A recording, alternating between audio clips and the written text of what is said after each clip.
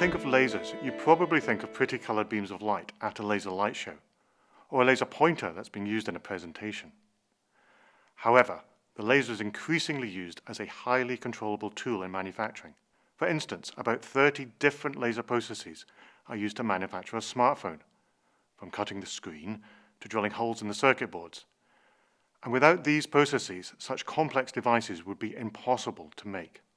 The reason why lasers are so useful is that they can deposit high energy exactly where you want and exactly when you want. For example, in a pulse into an area of 1/1000th of a millimeter across, and lasting less than a billionth of a second. This gives fantastic control for modifying or removing really any material. At Heriot-Watt, we're developing new laser processes to solve a range of manufacturing problems, from tailoring the frictional properties of surfaces to be used in engines of large container ships, to the manufacture of miniature robotic actuators for minimally invasive surgery. So we're constantly finding ways of using lasers to improve industries across the world.